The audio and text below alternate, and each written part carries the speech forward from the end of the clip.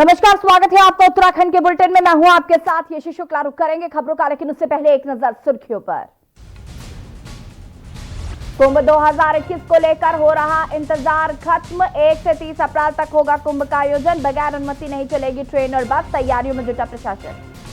केंद्र सरकार की रेंटल हाउसिंग कॉम्प्लेक्स योजना प्रदेश में लागू। 7 शहरों में सस्ती दरों पर मिलेंगे किराए के मकान। निकाय लेंगे अंतिम फैसला।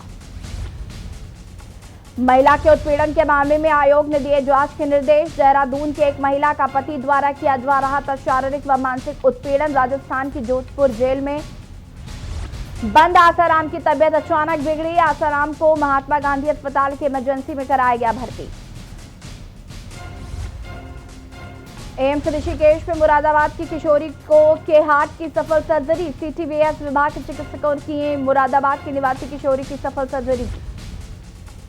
उच्च हिमालयी क्षेत्र में 4 दिनों से लगातार हो रहा है हिमपात। मुनस्यारी मिलम सड़क का काम रुका। निचले इलाकों में सामान्य रहा मौसम। आप देख रहे हैं के न्यूज, खबरों का सारथी। और बुलेटिन की शुरुआत करेंगे बड़ी खबर से। हरिद्वार से बड़ी खबर, जहां पर केवल 1 महीने का होगा कुंभ मेला। बड़ी खबर हरिद्वार से, केवल 1 महीने का होगा कुंभ मेला। समय कम होने से संतों में बढ़ सकता है आक्रोश। मुख्य सचिव ओम प्रकाश ने इस बात की पुष्टि की है। पहले ही जारी हो चुकी है कुंभ की एसओपी।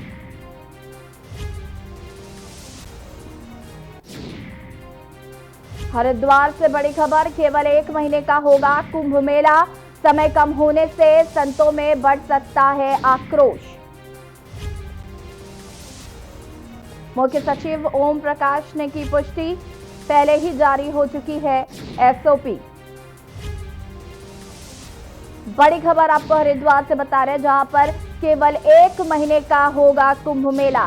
1 मार्च से कुंभ मेले की शुरुआत हो रही है। आपको बता दें कि एसओपी जारी कर दी गई है पहले ही। हालांकि संतों में आक्रोश नजर आ रहा है, क्योंकि कुंभ की अवधि को घटा दिया गया है। मुख्य सचिव ओम प्रकाश ने इस बात की पुष्टि की है कि कुंभ मेला अब सिर्फ 1 महीने का ही होने वाला है। और हरिद्वार से आपको ये खबर बता रहा है, जहां पर केवल 1 महीने का होगा कुंभ मेला। आपको बता दें कि जनता में भी कहीं ना कहीं रोष दिख रहा है और संतों में भी रोष नजर आ रहा है। और इसी खबर पर हमारे साथ करण खुराना लाइव जुड़ चुके हैं। करण, आपसे जानना चाहेंगे अब सबसे पहले तो कि हरिद्वार की डेट क्या कुछ फिक्स हुई है? क्या कुछ अभी तक हरिद्वार कुंभ मेले को लेकर जानकारी मिल पा रही?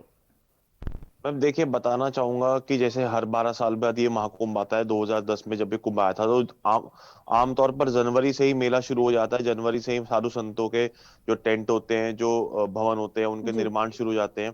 लेकिन इस बार चूंकि कोविड के कारण सारे समीकरण बदल चुके हैं। लेकिन ये माना जा रहा था कि 1 मार्च तक, 27 फरवरी तक नोटिफिकेशन जारी हो जाएगी। 1 मार्च से कुंभ 2021 माना जाएगा और जो महाशिवरात्रि का स्नान है वो कुंभ 2021 के अंतर्गत होगा। लेकिन कल सभी समीकरण बदल चुके हैं। जो मुख्य सचिव साहब ने आदेश जारी करे हैं उसके अनुसार अब 1 अप्रैल से लेकर 30 अप्रैल तक का कुंभ माना जाएगा। और उसी के दौरान जो स्नान रहेगा, चाहे वो 14 अप्रैल का हो या 27 अप्रैल का, अब उसी को कुंभ स्नान माना जाएगा। अदरवाइज जो नॉर्मल अभी तक जो स्नान चलते आ रहे हैं उनको सिर्फ कुंभ पर्व के दौरान एक स्नान माना जाएगा। एग्जैक्ट कुंभ स्नान अभी तक उसको नई नोटिफिकेशन जारी की जाएगी। जी करण, इसकी वजह से संतों में काफी आक्रोश देखने को मिल रहा है, क्योंकि उनका ये कहना है कि आखिर कुंभ मेले की अवधि क्यों घटाई गई। और संतों को इससे पहले भी एसओपी से भी बहुत ज्यादा परेशानी रही है, क्योंकि जिस तरीके से कोरोना प्रोटोकॉल के पालन को लेकर लगातार एसओपी जारी हो रही थी और लगातार लोगों को कोरोना टेस्ट करने की हिदायत दी जा रही थी, तभी उनको कुंभ मेले में एंट्री मिलेगी। तो इन सब चीजों को लेकर संतों में पहले भी रोष था, लेकिन अब जब से अवधि घट गई है तब से और ज्यादा रोष देखने को मिल रहा है संतों में। जी बिल्कुल, बताना चाहूंगा कि जैसे कि मैंने आपको बताया कि 4 महीने का कुंभ स्नान होता है।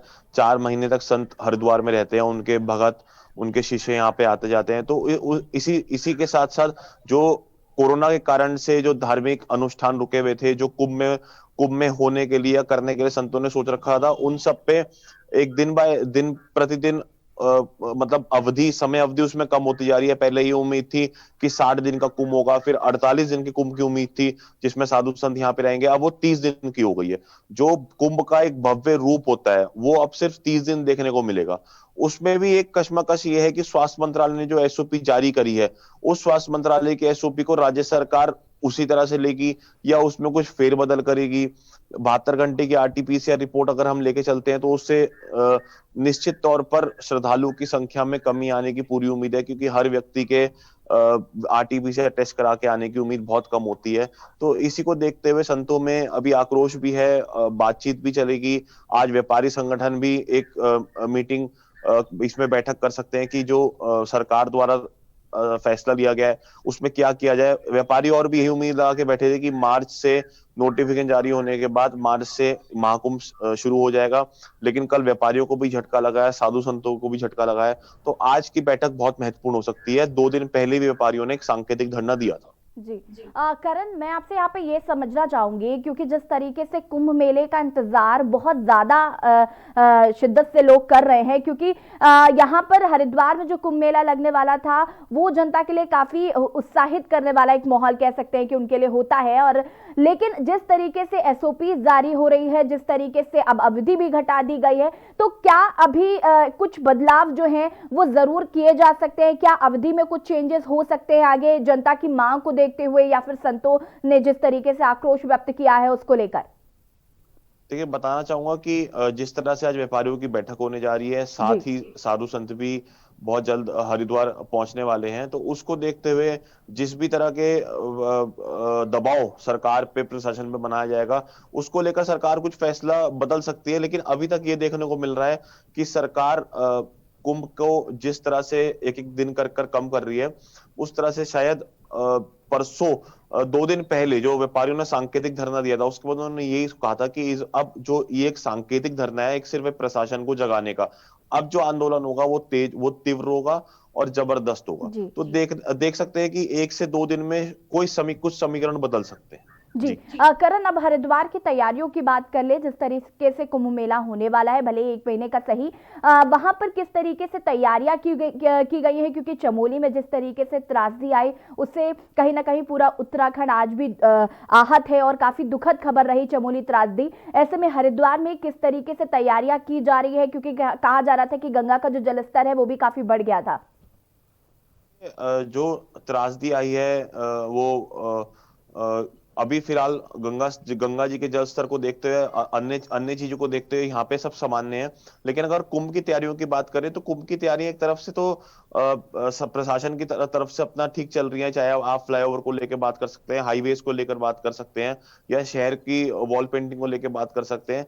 लेकिन साथ ही जो कुंभ का भव्यता और दिव्यता साधु संतों के टेंटों से होती थी, उनके पंडाल से होती थी, वो साधु संतों का एक सैकड़ों की संख्या में साधु संत इस समय तक आ जाते थे, तपस्या करते थे, हवन चलते थे। वो चीज फिलहाल कुंभ की यहाँ पे इस समय मौजूद नहीं है। हरिद्वार एक तरह से थोड़ा अभी सुनसूना पड़ा है, क्योंकि कोविड के कारणों से श्रद्धालुओं में भी थोड़ी कमी है। साधु संत भी पूरे अपने मंडली के साथ यहाँ नहीं पहुंच पाए हैं। तो फिलहाल उन चीजों की यहाँ जरूर कमी है हरिद्वार में। लेकिन अगर सिर्फ 1 महीने का ही कुंभ रह जाएगा तो वो चीजें हमें कुंभ में ही देखने को मिलेगी। अभी जो यहाँ के मेला अधिकारी है दीपक रावत, उन्होंने बताया कि जो स्वास्थ्य मंत्रालय द्वारा एसओपी जारी करी गई है उसमें बाबाओं के टेंट, जो साधु संतों के टेंट लगे थे, उसमें रोक है। पर कुंभ की भव्यता ही उन तंबू से, उन टेंटों से, उन पंडालों से हुआ करती थी। तो देखते हैं कि अब ये देखने का गौर करने की बात रहेगी कि साधु संत इस पे क्या फैसला लेते हैं। बिना टेंट के, बिना तंबू के वो लोग हरिद्वार में रुकते हैं तो कैसे रुकते हैं, ये सब चीजें कुछ ही दिनों में अब स्पष्ट हो जाएगी। क्योंकि सारा का सारा जो साधु संतों की तैयारी थी, जो व्यापारियों की तैयारी थी, वो ये थी कि फरवरी निकलना है। 1 मार्च से कुंभ शुरू हो जाएगा। सरकार 25 से 27 फरवरी तक नोटिफिकेशन जारी कर देगी। लेकिन कल जो सरकार का फैसला है उससे काफी बड़ा झटका लगा है। अब ये 1 से 2 दिन में इसमें समीकरण बदल सकते हैं। जी बिल्कुल। करण, लेकिन ये हम और आप कह रहे हैं या फिर हमारा ये मानना हो गया है कि जब से कोविड का टाइम शुरू हुआ है तो जो आम जनता है वो कहीं ना कहीं कोविड का भी डर है और एंटीजन जो टेस्ट है उसको कराने का भी एक इशू होता है कि आम जनता कोशिश करती है कि हमें ये ना कराना पड़े। लेकिन अगर हम बात करें अभी बसंत पंचमी में जिस तरीके से हरिद्वार में हमने भीड़ देखी, भले ही लोग पहले से ना आए, लेकिन अगर 1 महीने की अवधि होगी और अगर इमेजिन करिए कि अगर बहुत सारे लोग इकट्ठे एक जगह पर आएंगे तो कहीं ना कहीं कोविड प्रोटोकॉल का पालन कराना भी सरकार के लिए बहुत मुश्किल होगा, प्रशासन के लिए भी बहुत मुश्किल होगा कि इतने सारे लोगों को वो कैसे हैंडल करेंगे। क्योंकि ये सोचना बिल्कुल गलत है कि आम जनता शायद कम होगी, श्रद्धालु कम होंगे, भीड़ कम होगी, क्योंकि इससे पहले हमने बसंत पंचमी में ही वो भीड़ देखी। इससे पहले जब मौनी अमावस्या पड़ी थी तभी भी हरिद्वार में काफी हमने भीड़ देखी थी। तो फिर कुंभ मेले में हम ये कैसे एक्सपेक्ट कर सकते हैं कि श्रद्धालु जो हैं वो कम आएंगे। हो सकता है कि लाखों की संख्या में ना आए, बहुत ज्यादा भीड़ ना हो, लेकिन फिर भी भीड़ तो अच्छी खासी होगी। बताना चाहूंगा कि ये जो भी उस समय ये प्रशासन के जो सख्ती होगी उस पे डिपेंड करता है। आज के समय में प्रशासन ने एक प्रोटोकॉल जारी किया हुआ है कि अगर आप हरिद्वार आते हो तो आरटीपीसीआर लेके आइए और रजिस्ट्रेशन करवा के आइए। लेकिन 24 घंटे बॉर्डर पे चेकिंग नहीं चल रही है।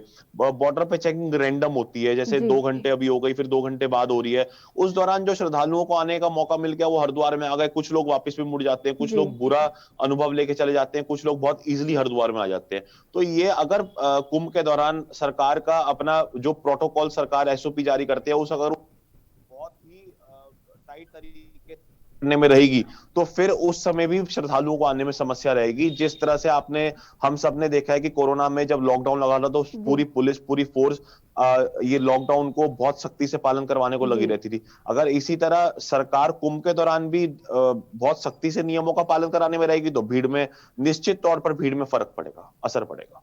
बिल्कुल करण, इस बात से मैं इत्तेफाक रखती हूँ आपके कि हो सकता है श्रद्धालुओं की भीड़ कम हो, लेकिन ये मान लेना कि बिल्कुल भीड़ नहीं होगी ये कहीं ना कहीं थोड़ा गलत भी है। और इंतजार होगा एसओपी का भी कि क्या ये अवधि और बढ़ाई जा सकती है। करण, मैं आपसे जानना चाहूंगी, क्या हरिद्वार मेले जो कुंभ मेला है पिछली बार की तरह और इस बार जो कुंभ मेला हो रहा है उसमें क्या डिफरेंस आप देख रहे हैं? क्या आपको लग रहा है कि काफी डिफरेंस यहाँ पर हो रहा है? डिफरेंस है अवधि का। 4 महीने साधुओं का हरिद्वार में रहना, 4 महीने उनका पूजा अनुष्ठान चलना, लोगों श्रद्धालु का आना और उन पंडालों में जाके जो साधु 12-12 साल से तपस्या में है, कोई हिमालय में है, कोई मानसरोवर में है, उन साधुओं के दर्शन के लिए, दुर्लभ दर्शन के लिए श्रद्धालु यहाँ आते थे।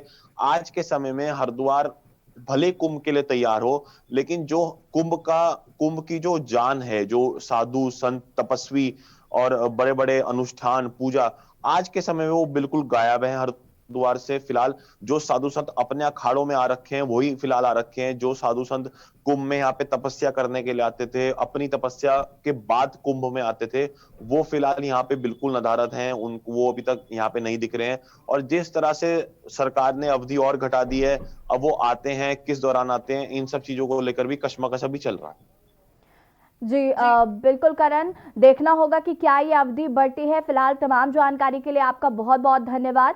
और देखना होगा कि क्या एसओपी सरकार की बदलती है, क्या इस अवधि को बढ़ाया जाता है। लेकिन फिलहाल के लिए 1 अप्रैल से 30 अप्रैल तक ही कुंभ मेला लगेगा। समय कम होने से संतों में आक्रोश देखा जा रहा है और कहीं ना कहीं संतों का ये कहना है कि जिस तरीके से इस अवधि को कम किया गया है वो कहीं ना कहीं उनको नागवार गुजर रहा है और वो लगातार मांग कर रहे हैं कि इस अवधि को बढ़ाया जाए। तो एक बार फिर हो सकता है एसओपी बढ़े, क्योंकि जैसे हमारे साथ हमारे सहयोगी करण खुराना जुड़े हुए थे तो करण ने भी इस बात को बोला कि हो सकता है आगे एसओपी में कुछ बदलाव किए जाए। क्योंकि लेकिन इस बार जिस तरीके से ये कहा जा रहा है कि श्रद्धालुओं की भीड़ बहुत कम होगी, श्रद्धालु शायद बहुत कम आएंगे, क्योंकि पहली वजह तो है कि आपको आरटीपीसीआर टेस्ट कराकर आना होगा, तो कहीं ना कहीं लोग उस बात से डर जाते हैं और आरटीपीसीआर टेस्ट नहीं कराना चाहते, तो हो सकता है श्रद्धालुओं की भीड़ कम हो। ऊपर से कुछ लोग कोरोना के वजह से हो सकता है कि हरिद्वार आना ना चाहें। लेकिन फिलहाल कुंभ की तैयारियां पूरी कर ली गई हैं। कुंभ में जोरों शोरों से प्रशासन लगा हुआ है, वॉल पेंटिंग जो की जाती है वो भी की जा रही है। तो समय कम होने से लेकिन संतों में आक्रोश जरूर देखा जा रहा है, तो हो सकता है एसओपी बदली जाए। और अब पढ़ेंगे खबरों में। 2 दिवसीय टिहरी झील महोत्सव का उद्घाटन करते हुए मुख्यमंत्री त्रिवेंद्र सिंह रावत ने कहा कि अब हर साल बसंत पंचमी पर यह महोत्सव आयोजित किया जाएगा। उन्होंने कहा कि टिहरी झील ही उत्तराखंड के टूरिज्म का भविष्य है और सरकार का लक्ष्य है कि जो पर्यटक यहाँ आए वो यहाँ 2-3 दिन जरूर ठहरे। इसके लिए सरकार 1200 करोड़ के पैकेज से टिहरी झील, नई टिहरी और प्रतापनगर का विकास करेगी। साथ ही वर्तमान में झील में 100 नाव संचालित हो रही है, जिसे भविष्य में 4 गुनी करने का लक्ष्य रखा गया है। सरकार ने निर्णय लिया है कि आपदा से लड़ेंगे भी और आगे भी बढ़ेंगे। आज इस अवसर पर मैं माननीय मुख्यमंत्री का आभार व्यक्त करना चाहता हूं कि आप रहते हैं। हमारे लिए बेहद खुशी की बात है कि हमने केवल एक झूला पुल नहीं बनाया, 2 किनारों को जोड़ने।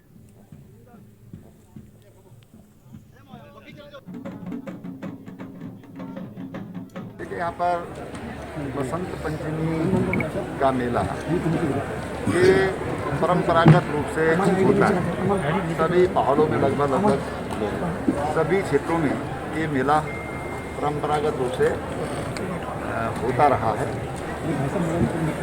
इसको पुरातन को आधुनिक से जोड़ करके इसमें कुछ नए प्रोग्राम यहाँ पर जोड़े गए ताकि ये पर्यटक हमारे बाहर से भी यहाँ पर आए, देश विदेश से यहाँ पर आए। उस दृष्टि से यहाँ पर तमाम तरह की वाटर स्पोर्ट्स से संबंधित जो एडवेंचर, तमाम एडवेंचरस स्पोर्ट्स यहाँ पर जोड़े गए ताकि बाहर से लोग यहाँ पर आए। और अब आपको देहरादून से बड़ी खबर बता देते हैं। त्रिवेंद्र कैबिनेट की अहम बैठक आज। बड़ी खबर देहरादून से, त्रिवेंद्र कैबिनेट की अहम बैठक आज। सचिवालय में शाम 4 बजे शुरू होगी बैठक। 1 दर्जन से अधिक प्रस्ताव रखे जा सकते हैं इस बैठक में और कुंभ अवधि कम करने आदि पर लग सकती है मुहर। आपको बता दें कि कुंभ अवधि कम करने का फैसला लिया गया है, लेकिन हो सकता है इस अवधि को बढ़ा भी दिया जाए और हो सकता है कि इसकी अवधि कम भी कर दी जाए। बड़ी खबर आपको देहरादून से बता रहे हैं। त्रिवेंद्र कैबिनेट की अहम बैठक आज है। सचिवालय में 4 बजे बैठक होगी। 1 दर्जन से अधिक प्रस्ताव रखे जा सकते हैं और कुंभ अवधि कम करने आदि पर लग सकती है मुहर। देहरादून से आपको एक खबर बता रहे हैं जहां पर त्रिवेंद्र कैबिनेट की अहम बैठक आज। सचिवालय में शाम 4 बजे शुरू होगी बैठक और इस बैठक में 1 दर्जन से अधिक प्रस्ताव रखे जा सकते हैं। और बता दें आपको कि कुंभ अवधि कम करने आदि पर भी लग सकती है मुहर।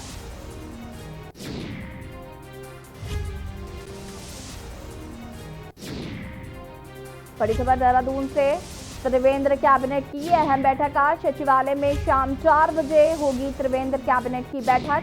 1 दर्जन से अधिक प्रस्ताव रखे जा सकते हैं।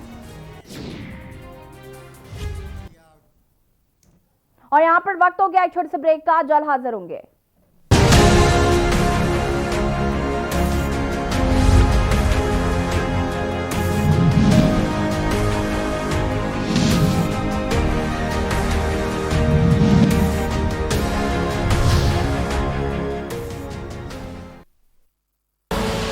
आप देख रहे हैं के न्यूज, खबरों का सारथी। उत्तर प्रदेश की धरती आदिकाल से ही आध्यात्म, संस्कृति और शौर्य से संपन्न रही है, तो इसी भूमि के रणबांकुरों ने बाहरी आक्रांताओं से लेकर साम्राज्यवादियों को मुंह की खाने को विवश किया। महान संत बालार्क ऋषि के शिष्य महाराजा सुहेलदेव ने अपने शौर्य और पराक्रम के साथ विदेशी आक्रांता सैयद सालार मसूद गाजी का उसकी सेना सहित संहार किया।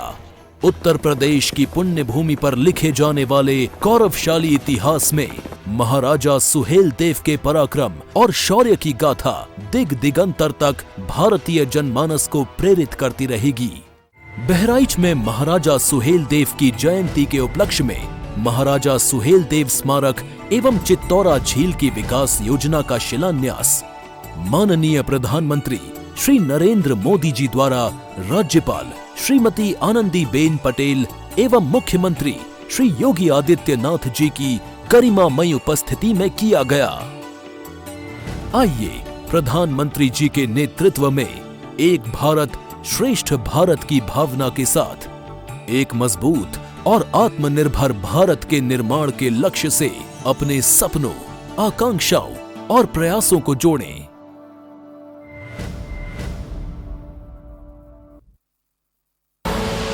आप देख रहे हैं के न्यूज, खबरों का सारथी।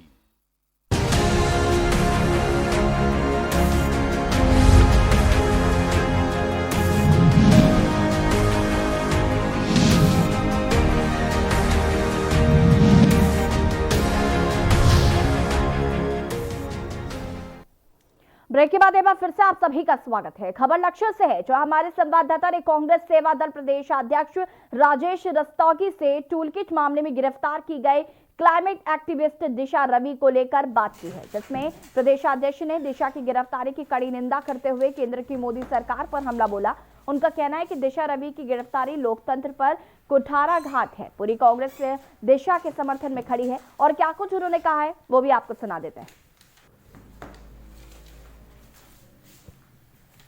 टूलकिट मामले में सरकार द्वारा जहां दिशा रवि को गिरफ्तार किया गया है 26 जनवरी के मामले में, कांग्रेस उसका पूरा समर्थन करती है। हमारे साथ में राजेश रस्तोगी जी हैं, इनसे बात करेंगे किस तरीके से समर्थन जो दिया जा रहा है। रस्तोगी जी, किस तरीके से समर्थन दिया जा रहा है? एक बिचारी कन्या के साथ देशद्रोह जैसे मामले में सरकार अपनी राजनीति चमकाने के लिए फंसा रही है और देश का नागरिक कोई उसके समर्थन में भी ना बोले। कांग्रेस पार्टी ने कौन सा गुनाह कर दिया है? राहुल गांधी जी ने क्या गलत बोल दिया है? प्रियंका गांधी जी ने क्या गलत लिख दिया है? अगर कांग्रेस का वर्कर उस बच्ची के साथ खड़ा है तो आप क्यों बौखला रहे हैं? फांसी चढ़ा दो सबको। अरे प्रधानमंत्री जी, आप भी तो बताओ, पाकिस्तान में क्या करने गए थे? देश का प्रधानमंत्री होने के नाते आप पाकिस्तान की धरती को सजदा करने क्यों चले गए थे? कितनी बड़ी गद्दारी और बेईमानी है दुश्मन देश की धरती पर जाके माथा टेकना। कोई पूछने वाला है या नहीं है? क्या कर रहे हैं आप? कांग्रेस पार्टी दिशा रवि के साथ पूरी तरीके से खड़ी है और कांग्रेस पार्टी नहीं खड़ी है, देश का नौजवान खड़ा है, देश भर की बच्चियां खड़ी हैं, महिलाएं खड़ी हैं। पता चल जाएगा जो इनके कर्म है ये सामने आ जाएंगे। और मैं एक बात कहना चाहता हूं, कांग्रेस से अगर मोदी जी आपको नफरत है, अमित शाह जी, कांग्रेस को, राहुल गांधी से आपको कोई परेशानी है, इनको चढ़ा दो फांसी पे। लोगों क्यों बेचैन कर रहे हो, क्यों परेशान कर रहे हो? ये थे हमारे साथ में राजेश रस्तोगी, जिन्होंने जो है दिशा निर्देश का जो है पूरा समर्थन किया है। कैमरा पर्सन के साथ रामगोपाल, के न्यूज इंडिया, लक्सर।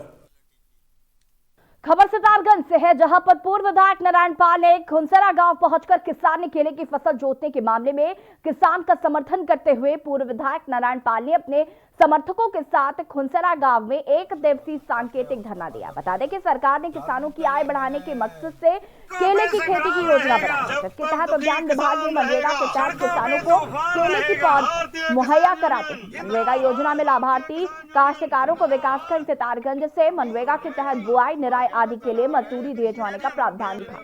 इन पर 20 माह के दौरान उनके 3 से 3.5 लाख रुपए खर्च हो गए। लगातार फसल की देखभाल की गई और अब जब फसल तैयार हुई तो खरीदारों की खोज शुरू की गई। कई दिन लगाने के बाद भी किसानों को केले के 2 रुपए प्रति किलोग्राम के खरीदार नहीं मिले। ये देखकर काश्तकारों के होश फाख्ता हो गए।